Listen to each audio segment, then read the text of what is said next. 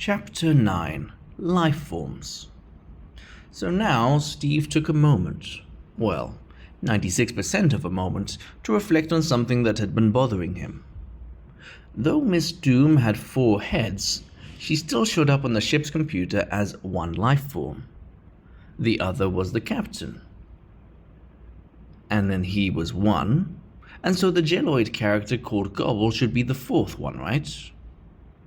Well, as he took most of the moment to think about this, he recalled something he learned in bioscience class when he was just a youngling in the Science Academy of Barsuk. Life signs are determined by how many hearts are beating within a predetermined range of the life sign sensor arrays.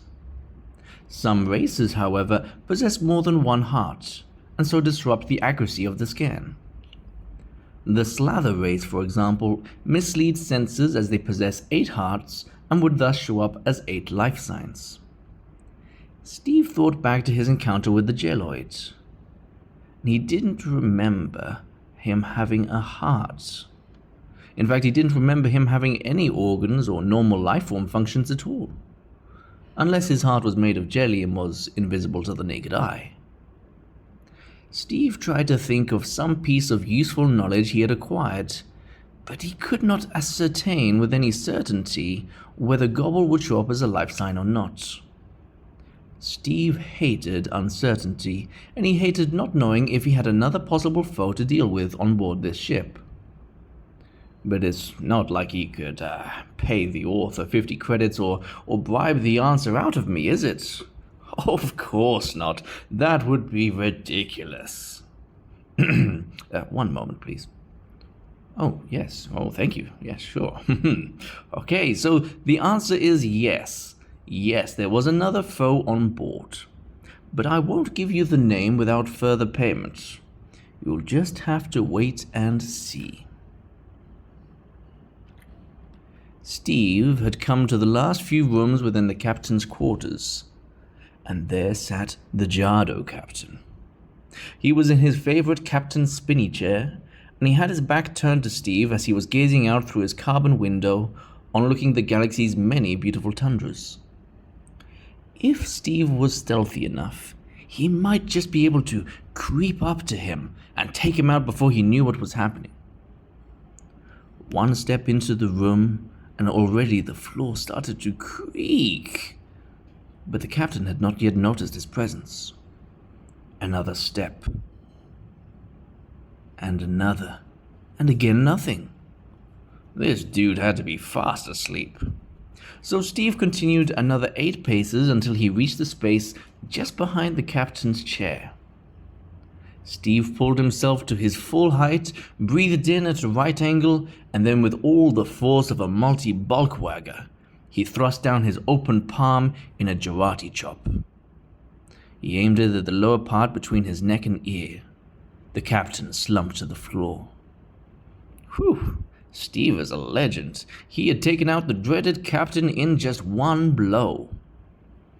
As was Steve's custom, when he saw someone slumpish on the floor, he took 2 of his fingers and placed them gently across the person's wrist or neck to check for a pulse. As all life forms with hearts or whatever shape, size, or color they all have pulses. However, as he did this time he felt nothing. No pulse, no heart pumping, no sign of life. The captain was dead. Steve was mortified in a way. It was as if someone had not stacked the plates properly in the kitchen, whilst partially washing the dishes, or if someone hadn't properly color-coordinated their closets. It was indeed horrific. Steve had never taken a life before now, because he viewed it as something precious, something that he had no right to steal from someone. It was beautiful because each life form's body worked in perfect unison with itself to maintain life. He was indeed annoyed at himself and upset at the situation. He even attempted a frown, but he wasn't sure how to go about such a thing. He started to feel that horrid thing he had for so long avoided. Emotion. So he slapped himself in the face hard and then once again for good measure. Then he thought of stagnant water and the sentiment faded quickly. What to do now, he pondered. He had taken over the ship that hunted him with a toothbrush. That is to say that he used the toothbrush to take over the ship, not that they were hunting him with a toothbrush. That would just be silly, obviously. Next, he had tracked down all the life forms except one that remained mysterious, and now he was the proud owner of the Appy Arsonist ship. Not the most glamorous of vessels, but one that would serve his purpose nicely. Steve, as you know, was planning a heist to get the attention of the crime lords and get an audience with him to then find out where to start his journey towards finding out the secrets. But what you didn't know was that when the crew started hunting Steve, he quickly decided to take the ship and use it towards the ends of committing a heist. A cargo ship like this could hold a lot of loot. So upon reflection, Steve had already committed his first crime by taking the ship and taking out the captain. But he would not get recognized for this, as he had done it so effectively that authorities would look at it as an unfortunate ship's malfunction which caused all these events to take place. It appears that Steve was just a little too good at crime for his own good. So, his next attempt would have to be so blatantly obvious that everyone would know it was him. Steve took the captain's slumped form and delicately placed him in the trash chute so as not to make the place untidy.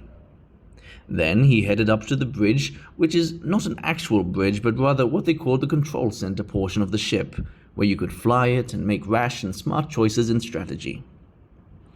Whilst at the bridge, he noticed that a course had already been set. Not wanting to encounter whoever was expecting this ship with the Jardo captain in charge, he promptly changed course and headed to the next closest spaceport, aptly named Some Scum Station. This place was well known to have some scum. Steve went over his plans and ideas in his head, whilst also mentally playing a game of chess with himself. Since he had some extra brain capacity, he turned on some British bug music and also made himself some more tea.